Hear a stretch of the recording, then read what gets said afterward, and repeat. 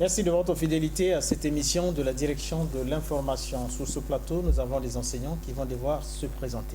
Monsieur Ngami. Moi, je suis Monsieur Ngami, coordonnateur du panel des syndicalistes du ministère des Enseignements, enseignant de droit au lycée technique commercial 1er mai de Brazzaville. Merci, monsieur le journaliste, pour la parole accordée. Je réponds au nom de monsieur Sylvestre Onotre Ndwiri, coordonnateur adjoint du panel des syndicalistes des ministères de l'enseignement. Madame. Bon, merci. Moi, c'est Ebila Fonki Ortega, secrétaire financière à l'intercoordination des collectifs des diplômés sortis des écoles professionnelles en instance d'intégration à la fonction publique. Monsieur. Merci de la parole que vous m'accordez. Je me nomme Monsieur Mounounda Ahmed, co-président de l'intercoordination des écoles de formation. Je suis Jean-Jacques Sembe, co-président à l'intercoordination.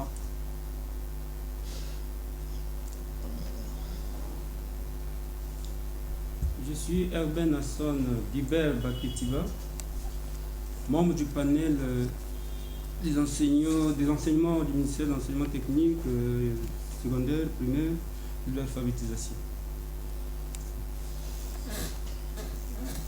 Merci pour la parole. C'est Albert Mukanza, co-président, coordinateur de Brazza Sud. Alors, chers enseignants, nous sommes sur ce plateau pour parler particulièrement du protocole d'accord signé le 30 septembre dernier, mais également du statut particulier. Monsieur Ngami, qu'est-ce que vous reprochez à ce protocole d'accord? Moi, je suis coordonnateur du panel. J'aimerais, avant de prendre la parole sur cette question, je précise que le protocole était signé le 27 septembre 2018. J'aimerais d'abord accorder la parole à mes chers frères là-bas pour qu'ils disent un mot sur ce protocole d'accord. Effectivement.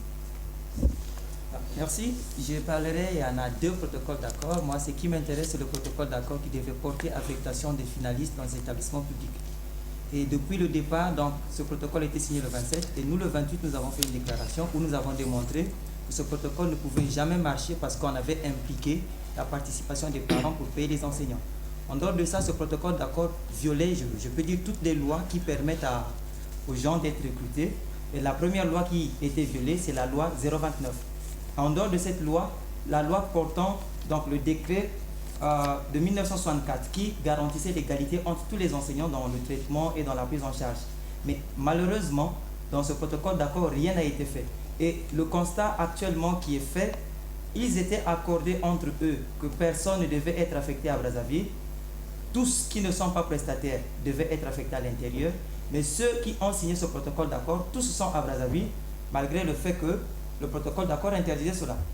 En dehors de ça, il était prévu que ils soient payés ceux qui devaient être affectés à partir de 50 jusqu'à 75 000. 50 primaires et préscolaires, 60 au collège, 75 au lycée. Mais il y a des écoles, je prends l'exemple de Dominique Bakekolo, on a donné 4 000 aux gens pour 2 mois. Pensez-vous que ça peut permettre à un enseignant de vivre ou encore de se déplacer?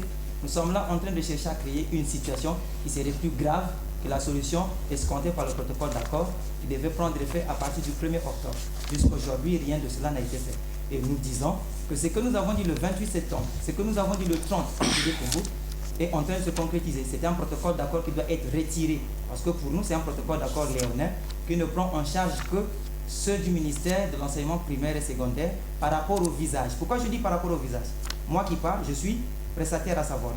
Mais on a mis mon nom parce que je suis président d'une structure syndicale et pour la plupart de ceux qui sont prestataires, les noms ne sont pas sortis.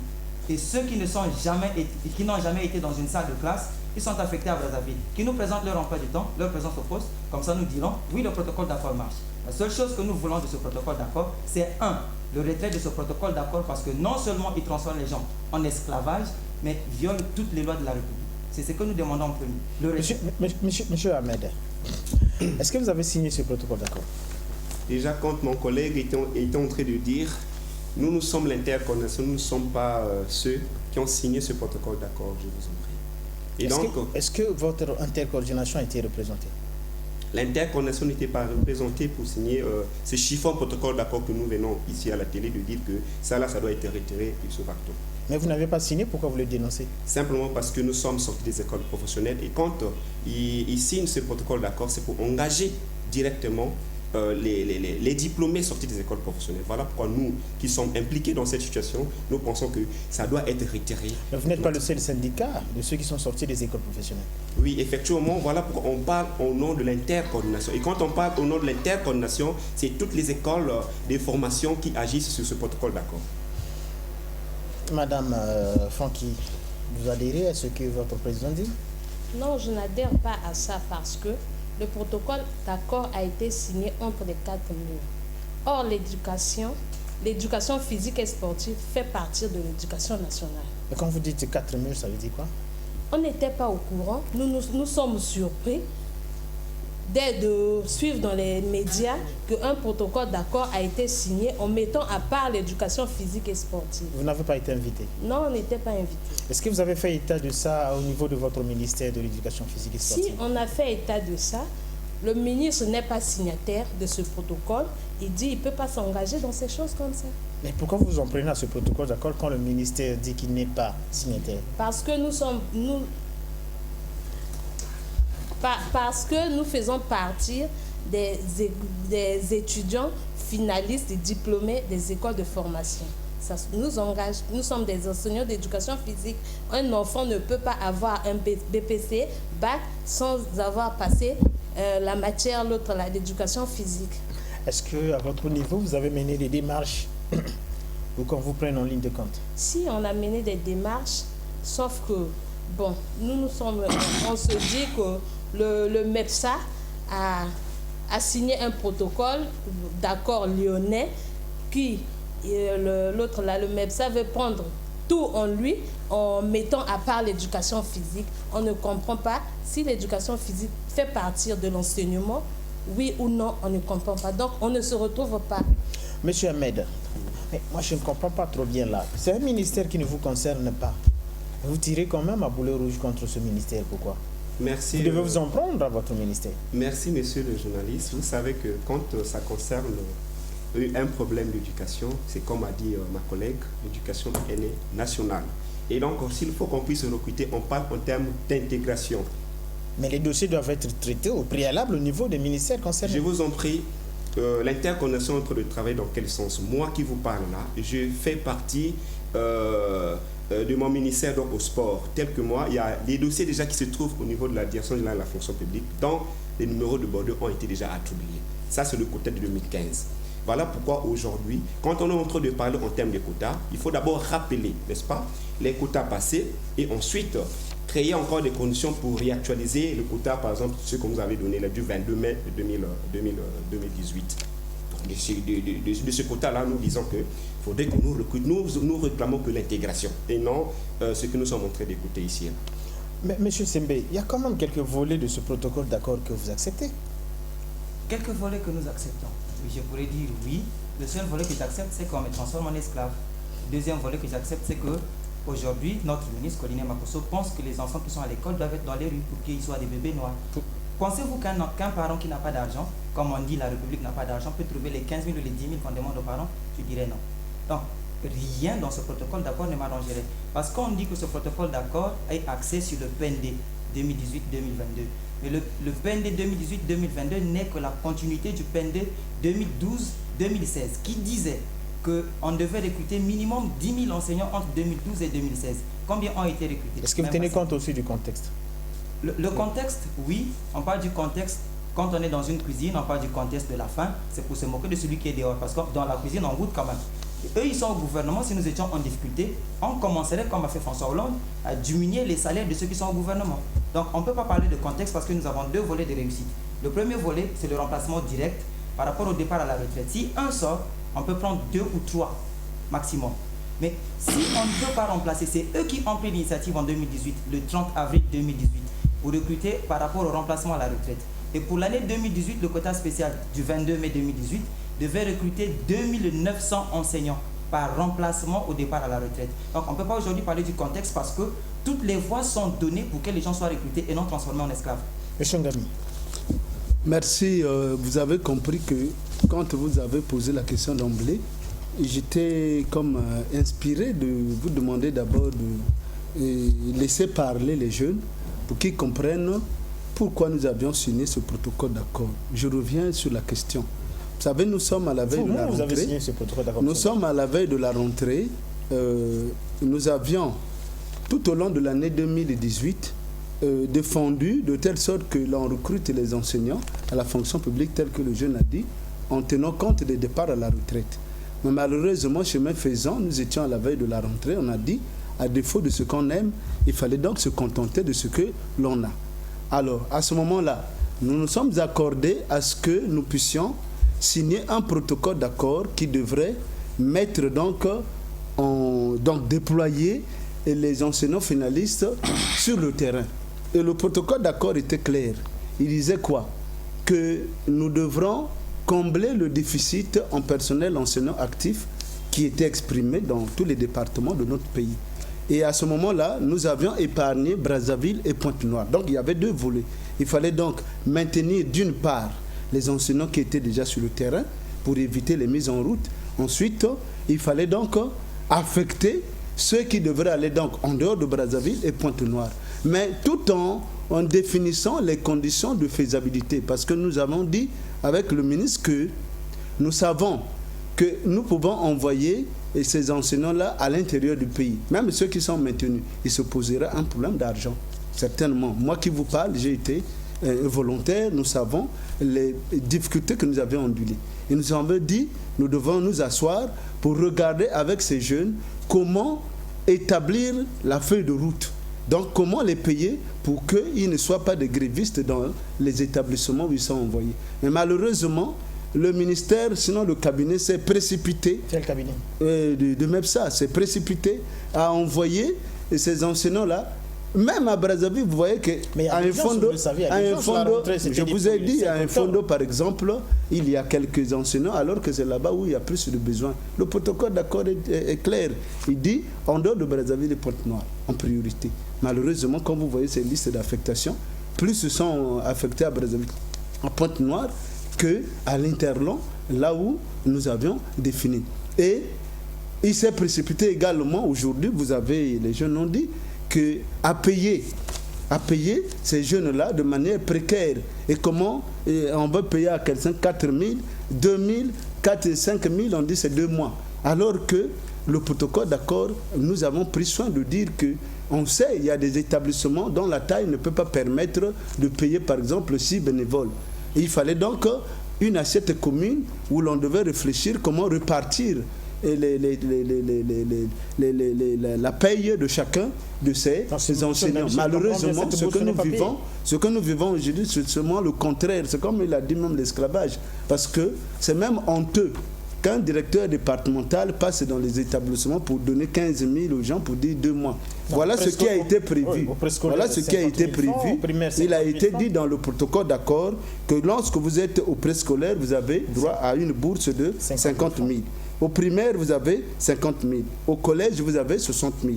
Au lycée, vous avez 75 000. Mais ce que nous vivons aujourd'hui, c'est même le contraire du protocole d'accord. On a même honte de se dire que nous avions signé ce protocole d'accord. C'est comme qui dirait, alors chez nous, ils ont voulu peut-être faire autre chose à la place, comme, mais je me dis, peut-être à Brazzaville, on a eu les 4 000 à payer, mais à l'intérieur, quand on sait qu'à l'intérieur, souvent, c'est les députés, c'est les hommes politiques qui payent ces enseignants. Donc, ce que je peux dire peut-être à ce stade, c'est dire peut-être à ces DD d'appeler les hommes politiques d'aller déposer l'argent dans leur direction pour que ces enseignants soient payés. Sinon, ils feront leur sac d'ici peu de temps. Donc, voilà ce que je peux dire au stade des débats. Pour dire que nous avons signé un protocole d'accord, mais dont l'administration a ignoré complètement et aujourd'hui a donné raison à ceux qui refusaient ce protocole d'accord parce qu'ils sont allés sans définir la faisabilité, dans la précipitation. On est devant le chaos là, c'est ce qui se dessine. Merci, M. Joun. Alors, vous dénoncez aussi une sélection qui se fait de manière discriminatoire. Est-ce que c'est vrai? Monsieur le journaliste, la sélection d'une manière discriminatoire, on constate, bien sûr, parce que, comme vient de vous le dire le coordinateur Daniel Ngami, du panel, lorsque nous décidions au cabinet du MEPSA, il était bien clair avec monsieur le ministre qu'on devait maintenir les bénévoles, prestataires et finalistes qui se trouvaient déjà sur le terrain parce qu'ils ont déjà... Ils ont été maintenus, ceux qui étaient sur place, qui étaient actifs. J'en arrive. Il fallait bien sûr maintenir ces bénévoles, prestataires et finalistes ayant déjà occupé les classes parce qu'ils ont les emplois du temps, qu'il n'y avait pas un moyen. J'emprunte, si l'on prend les mots du ministre, disons que ça ne serait pas généreux qu'on puisse demander aux gens qui ont déjà tenu les classes pendant des années, dire non, laissez, vous n'êtes plus concernés parce qu'on parle d'affectation des finalistes. Ça serait quand même malheureux. Et ces gens seraient peut-être bien maintenus, comme il a été évoqué, seraient maintenus. Et après, on devait envoyer, pour ne pas dire affecter, les finalistes qu'on a eu à recenser à peine à la DGRH. Et finalement, on constate que ceux qui sont envoyés actuellement ou présentement, au moment où nous parlons, je ne sais pas quelles sont les classes qui vont aller tenir, et c'est pour demander à ceux qui sont déjà sur le terrain de laisser ces emplois du temps à leur profit. Et vous leur demandez, ceux qui n'ont pas trouvé leur nom sur cette liste-là, d'abandonner ipso facto les classes? Nous ne demandons pas, mais nous cherchons à ce que soit respecté le protocole d'accord, comme on vient de le dire, parce qu'il a été bien dit. Est-ce que vous avez des preuves que des enseignants qui tiennent des classes à l'intérieur du pays ont été mis de côté? Monsieur Ngami. Vous allez constater, pour étayer un peu lanterne de mon collègue qui est en train de prendre la parole là, vous allez comprendre que j'ai été clair, j'ai dit, le protocole d'accord disait que on devrait affecter en dehors de Brazzaville les points noirs en tenant compte de notre statut particulier. Parce que Brazzaville exprimait moins de besoins que l'interland de notre pays. Mais malheureusement, vous trouvez aujourd'hui un groupe de gens qui n'a même pas d'emploi du temps, qui est en train d'errer, en train de chercher les emplois du temps auprès de ceux qui sont déjà sur le terrain. C'est pour ça que nous avons dit que non, il faut d'abord, le protocole d'accord disait, on maintient d'abord ceux qui sont sur le terrain. Ils ne sont pas qu'à Brazzaville. Ils peuvent se retrouver dans le Niari, ils peuvent se retrouver dans la Likwala, ils sont partout. Et ils sont en train de réclamer parce qu'ils n'ont pas trouvé leur compte. Et nous avons dit, fait de telle sorte, on est en train de pousser à la bêtise le ministère. Parce que les techniciens qui devraient faire le travail ne l'ont pas fait objectivement. Mais quand nous le disons, parfois nous prenons comme des gens, des agitateurs, mais nous disons ce qui est vrai. La preuve en est que quand nous avons demandé aux gens d'abandonner, par rapport à cette situation, vous avez écouté l'écho, ça s'est fait sentir dans tout le pays. Ça veut dire que si nous étions dans un pays sérieux, le ministre allait appeler ses techniciens pour dire que vous m'avez induit en erreur. Parce que, en fin de compte, ceux que vous avez pris, ce n'est pas des gens qui sont sur le terrain. Merci, nous allons d'abord suivre cet élément et puis on reviendra sur cet échange concernant donc ce volet enseignement. D'un côté, le panel des syndicalistes des ministères des enseignements, de l'autre, les enseignants finalistes et bénévoles. Ce face-à-face, c'était pour faire le point du protocole d'accord signé entre le gouvernement de la République et la coordination des diplômés des écoles professionnelles de l'enseignement, assistés par les syndicats des enseignants et la PEC. Lequel protocole d'accord porte sur la publication du statut particulier des agents du cadre de l'éducation nationale et son implication dans sa partie administrative. L'affectation des enseignants finalistes qui seraient repartis par vague. Le maintien des enseignants bénévoles et prestataires à leur poste et lieu de travail en complément d'effectifs. Autre chose qui fait couler l'encre, la situation des enseignants qui avaient perdu leur numéro matricule depuis 2009 suite au contrôle effectué par le ministère des Finances. Le problème aussi de quelques enseignants qui ne perçoivent pas leur salaire depuis des années, malgré la signature de leur texte d'intégration. À la direction de la solde, on ne veut rien savoir. Aucune suite logique malgré les négociations, a-t-on appris du panel.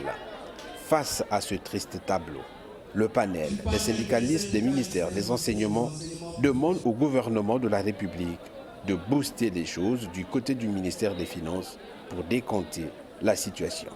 Constitué en panel de syndicalistes des ministères des enseignements, METP, FQE, MEPSA, continuent à attendre avec impatience la publication du statut particulier des agents du cadre de l'éducation nationale et son application dans sa partie administrative.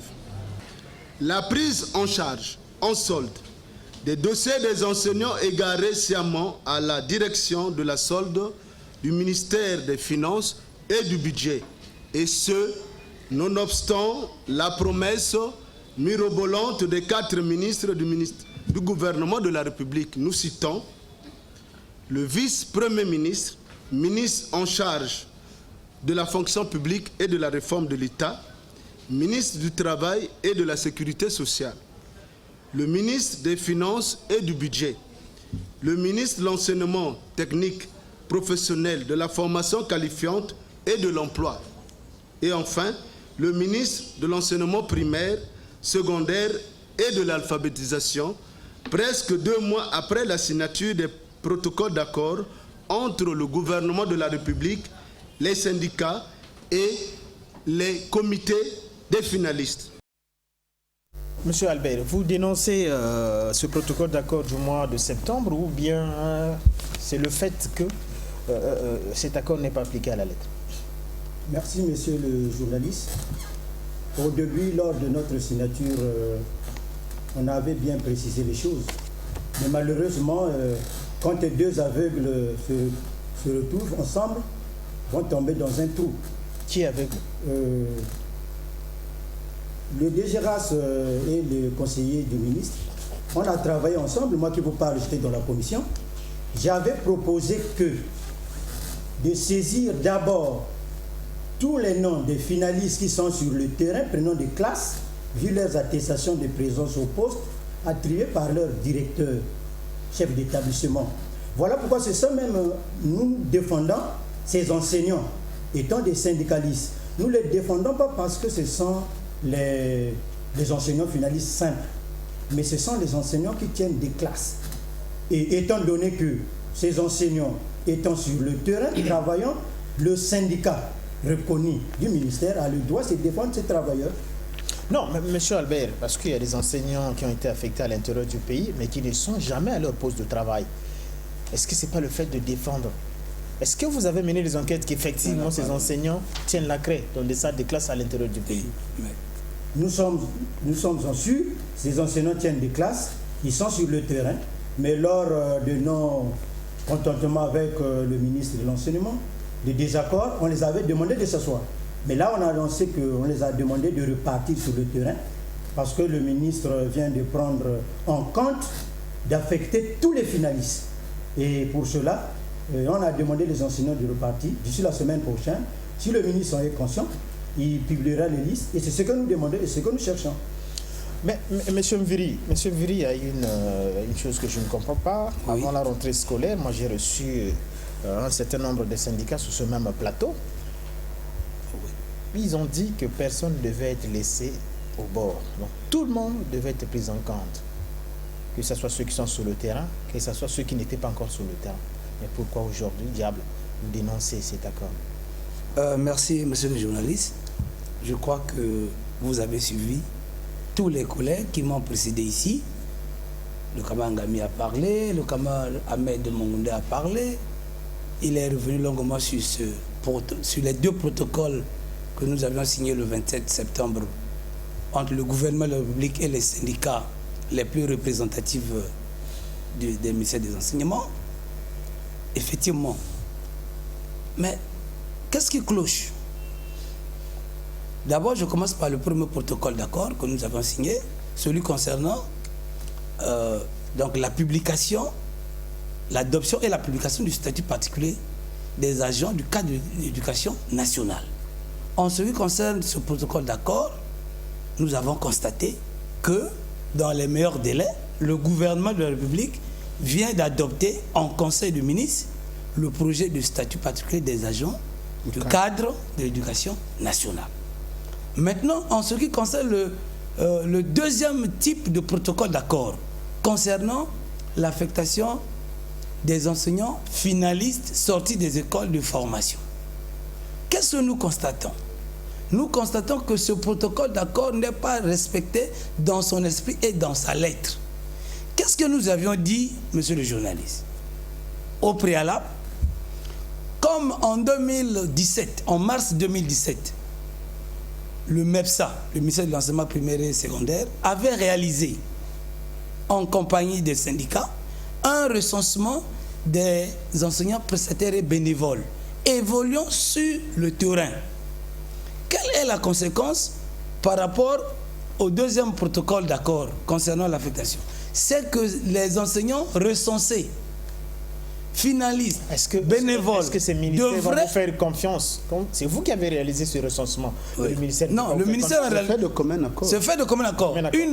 Une commission mixte a été mise en place, pour la précision. Mais nous constatons que dans la faisabilité, au lieu de respecter le protocole d'accord, pour que la faisabilité, comme a dit le Kamangami, nous tous, donc les deux parties constatent que nous sommes en train d'appliquer dans son esprit, dans la lettre, le protocole d'accord. Non, ce n'est pas ce qu'on vit.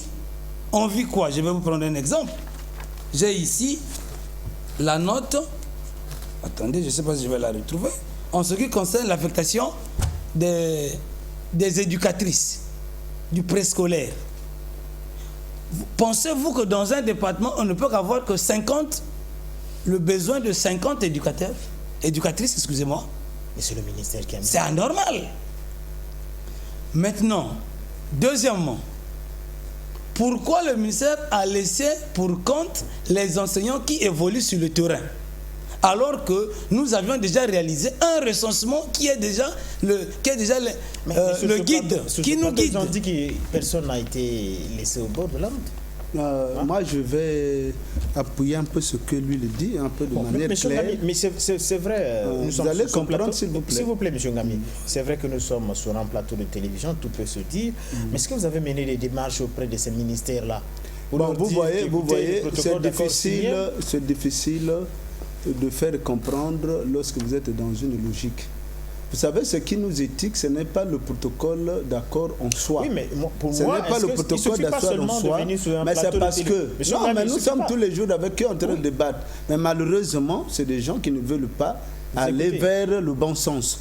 Le problème ici, c'est lequel? Le protocole est signé. Moi, j'ai dit à la veille de la rentrée. Donc, quand vous dites que c'est des gens qui ne veulent pas aller vers le bon sens, ça veut dire quoi? Je veux dire ceci. Ça veut dire que lorsque quelqu'un est déjà dans une prison intellectuelle, c'est difficile de le délivrer de là. Parce qu'ils ont déjà des idées fichées. Chacun de nous a comme les reproches à faire vis-à-vis de l'autre. C'est pour ça que ça ne marche pas. Merci. Monsieur Sembe, alors vous avez dénoncé un certain nombre de choses. Est-ce que vous avez pris des initiatives de voir les ministères? Et si vous l'avez fait, alors, que comptez-vous faire? Prendre des initiatives, oui. Mais avec qui il faut dialoguer quand la personne avec qui vous voulez parler prend du coton et met sur ses oreilles? Qui voulez-vous regarder quand la personne que vous voulez voir s'enferme dans sa chambre? Nous avons adressé au moins 3 lettres au ministre Collinet Makosso. Et dans la dernière, et je l'ai ici, du 17 novembre, où nous lui avons fait constater que son protocole d'accord n'était pas vraiment un protocole d'accord, mais un protocole de désaccord. Et comme il ne veut pas vous écouter, quelle est l'initiative que vous avez prise? L'initiative que nous avons prise au départ, c'était d'abord passer pour faire connaître à l'opinion. Au départ, aujourd'hui, l'initiative, c'est laquelle? Aujourd'hui, nous pensons que si il continue à tenir tête, nous porterons plainte contre le gouvernement pour esclavagisme. Alors, vous, à votre niveau, vous n'avez pas encore vu aussi le ministère de l'Éducation physique, c'est cela aussi? Je vais rappeler ici que ce qui va réclamer mon collègue Jean-Jacques, c'est ce que je vais réclamer. Parce qu'ici, là, nous sommes en intercoordination. Et l'intercoordination regorge les différentes écoles professionnelles. Et donc, ce n'est pas seulement l'éducation physique qui peut peut-être aussi aller... Mais vous, au moins, au niveau de l'éducation physique, on vous a reçu. Pardon? On vous a reçu quand même au niveau du ministère de l'Éducation physique. Non. Partiellement parce qu'avec le ministre... Mais il faut un peu de temps, c'est pas... Mais c'est cela, voilà pourquoi nous dénonçons que ça doit être retiré. Il faudrait que ça se retire parce que nous cherchons l'intégration directement. Parce que quand on va signer quelque chose qui engage l'opinion nationale, moi je pense que ça là, c'est faux. Mais nous avons dénoncé cela à la Télé Congo. Quand nous avons dit qu'il y avait une émission télévisée, moi, Amen Mouna, j'avais proposé ceci. Que de nous donner les 75 000 francs, que de nous donner les 60 000 francs, les 50 000 francs. Ils doivent garder cet argent. N'est-ce pas? Qu'ils achètent les rames de papier avec. Qu'on nous établisse d'abord les décrets pour les uns et les arrêtés pour d'autres. En ce moment-là, quand on ira sur le terrain, on peut même rendre service à l'État pour dire qu'il y aura des rappels de son activité. Mais c'est quand même un processus. Le dernier Conseil des ministres a quand même pris de grandes décisions, le statut particulier des enseignants. Mais ce n'est pas en un seul Conseil des ministres que toutes ces décisions doivent être prises. Ça viendra. Madame Franqui. Moi, je suis dans l'intégration. Madame Franqui, Monsieur Ahmed est dans l'intégration. Vous avez accepté qu'effectivement le ministère vous a reçu. Et aujourd'hui, est-ce qu'il y a quelque chose d'espoir? Mais monsieur le journaliste, la loi 021 tiré 89 dit quoi? Quand on obtient, on est admis à un concours d'entrée directe à la fonction publique, après formation. Je crois que c'est après 3 mois. Mais la réalité n'est plus la même, hein, madame. Vous voyez la conjoncture. Aujourd'hui, la fonction publique est pléthorique, donc il faudrait regarder un certain nombre de questions. Non, monsieur le journaliste, excusez-moi, je vais vous dire quelque chose. Il y a le quota de 2015 qui a été publié. Les noms ont été listés. Présentement, il y a des dossiers à la fonction publique en attente. Pire encore, il y a le recrutement spécial 2018 qui a été lancé. Et les quotas ont été attribués dans les différentes écoles. Où en sommes-nous avec ces quotas? Au lieu de nous distraire avec les histoires de protocole d'accord, on a appris. Donc finalement, vous dénoncez le protocole d'accord? On dénonce, Monsieur Albert, on est en train de dénoncer. Madame, donnez le micro, monsieur Albert. Monsieur Albert, on est en train de dénoncer le protocole d'accord que vous avez signé. C'est monsieur Herbert Baketiba, monsieur le journaliste. Dénoncer le protocole d'accord, d'une part, oui. Et puisque, comme vous venez de le constater, lors du dernier Conseil des ministres, que le premier au moins venait d'être réalisé du point de vue de sa partie administrative. Madame Franqui, vous écoutez alors. Donc c'est un processus tel que je l'ai dit. Déjà, oui, processus, mais nous voulons juste aboutir à un même objectif. Sinon, pour ne pas dire la solution que nous voulons, c'est la même pour tous. C'est l'intégration à la fonction publique de ses collègues finalistes, bénévoles, prestataires, ayant surtout déjà pris les classes. Je le répète bien, ces collègues ayant tenu les classes ont aidé les titulaires, j'espère bien, parce que des enfants admis au BPC BAC ont été enseignés par nos chers collègues. Merci monsieur Nasson. Monsieur Albert, Monsieur Albert, il ne reste plus assez de temps là, donc vous concluez en même temps.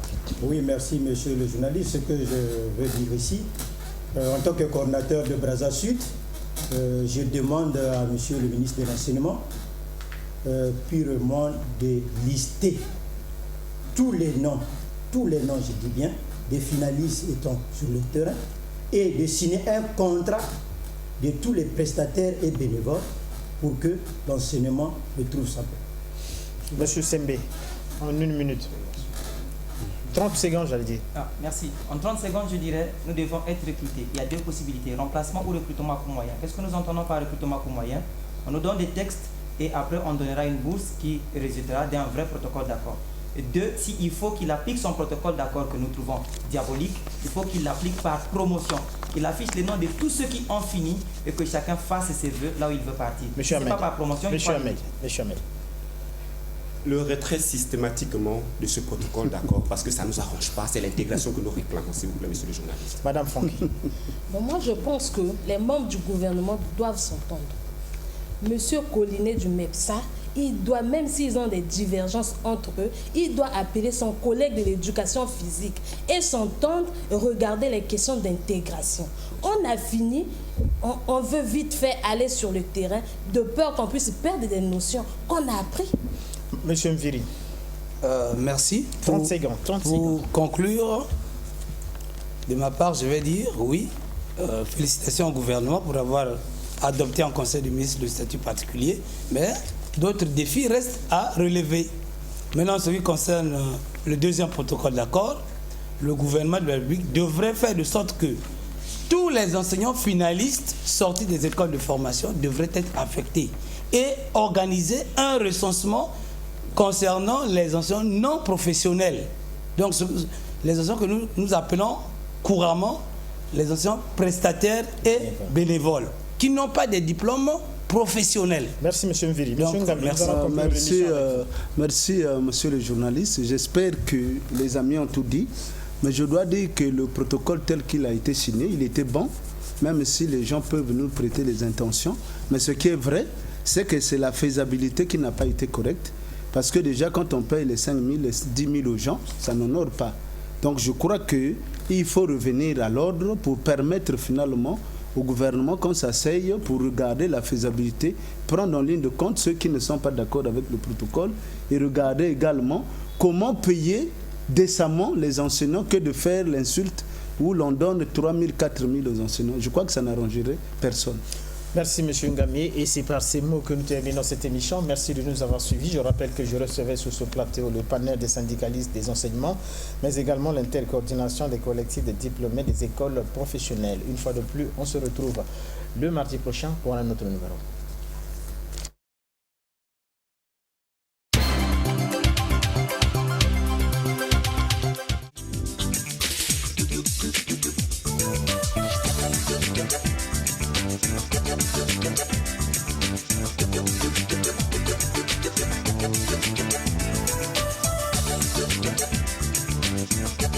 Thank you.